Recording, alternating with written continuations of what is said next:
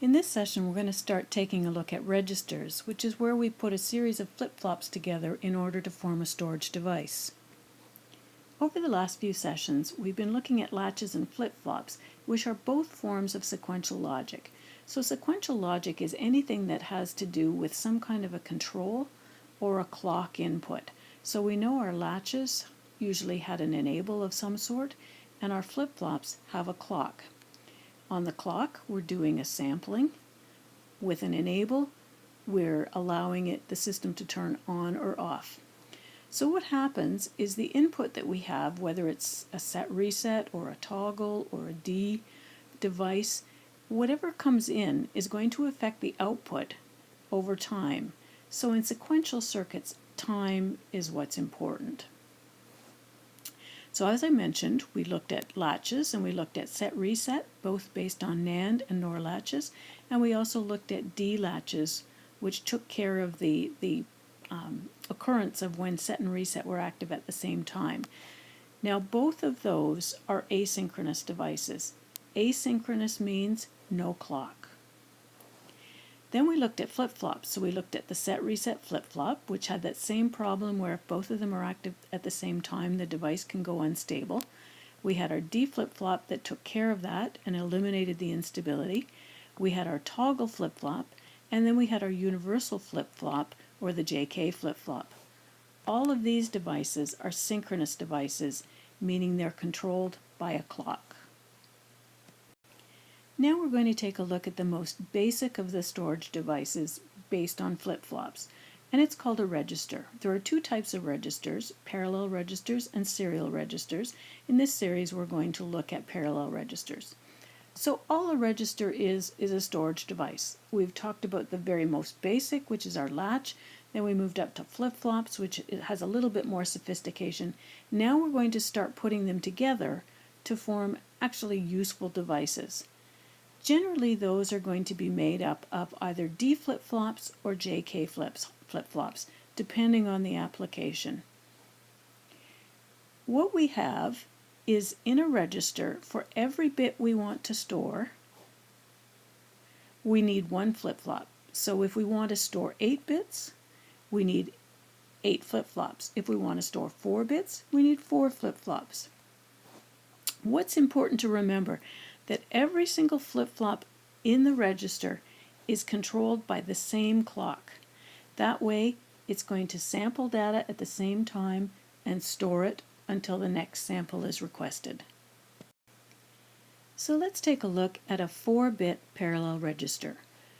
As I said before, for every bit we want to store, we need a flip-flop. So if we want to store 4 bits, we need 1, 2, 3, 4 flip-flops. In this case, we've used a D flip-flop, and we can tell that it's a flip-flop because of the triangle, and we also know by looking at this that it's a rising edge device because there's no bubble indicated here. Now this particular flip-flop, because it's a 4-bit device, is going to have 4 inputs. So we can see those here, D0, D1, D2, and D3. We know that this is going to be our least significant bit here, followed by D1, D2, and our most significant bit, D3. Sometimes when you see a register defined, you'll see the most significant bit on the left, the least significant bit on the right, but in a parallel register it really doesn't matter because each of these 4 inputs is sampled at exactly the same time. And the reason that happens is because we have one clock that is controlling each of the 4 flip-flops. So on the same rising edge, it's going to grab D0, D1, D2, D3, and output those through our 4 output. So let's mark those outputs in. So we have Q0 here, Q1, Q2, and Q3. So on a rising clock edge, the D latch, or the D flip-flop, is going to sample each of D0, D1, D2, and D3, store that value until the next rising edge of the clock, and it will be available through Q0, Q1, Q2, Q3. So let's take a look at what happens given a clock input and waveform for D0, D1, D2, and D3. I've left room in between for Q0, Q1, Q2, and Q3. Sometimes you'll see all the inputs up top, all the outputs down below. I think this way it'll be a little easier to see how one depends on the other.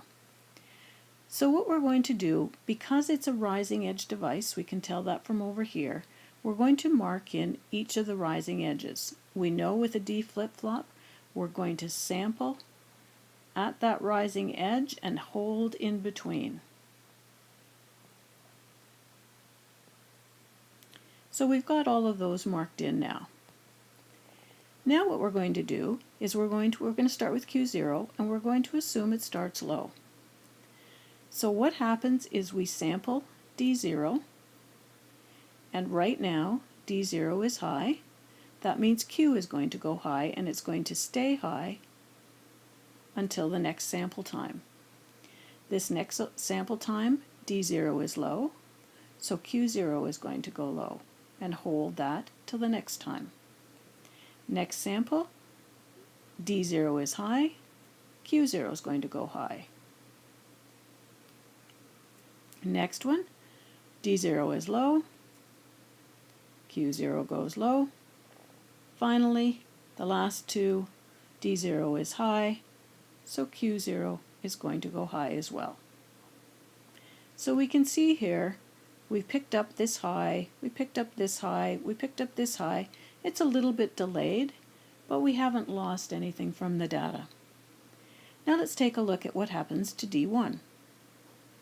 So at our first sample point, D1 is high, which means Q1 is going to go high. Holds that till the next sample point.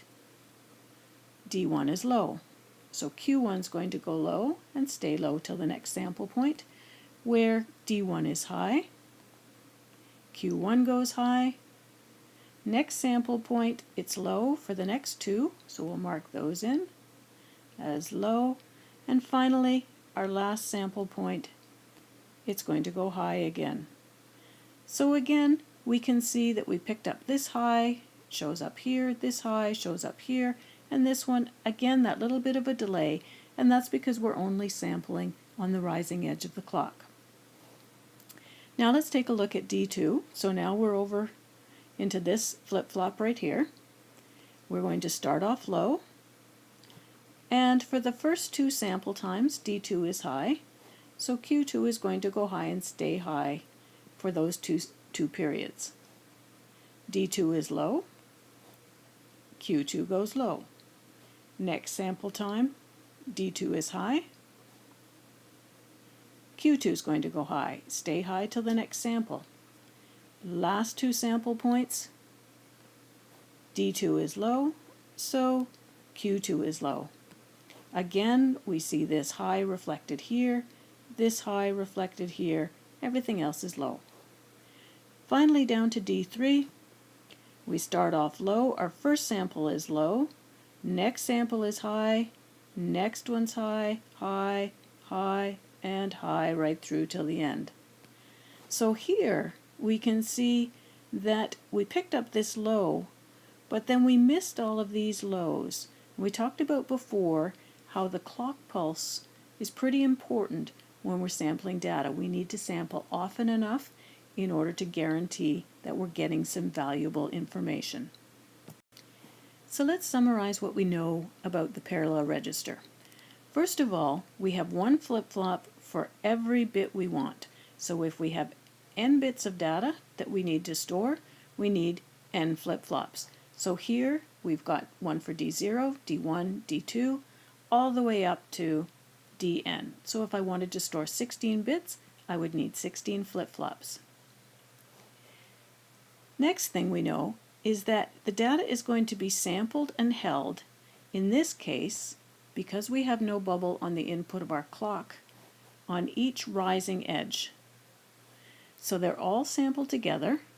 When the clock goes high, it's going to read D0, D1, D2, all the way up to Dn, and store them in each of the flip-flops. The values that are going to be available, we can see on Q0, Q1, Q2, all the way up to Qn. So in between samples, that value is sitting there, ready for us to read, do whatever we need to do with it. Then on the next rising edge, it grabs the next piece of information, we can use that, and so on. So we now have a very useful device.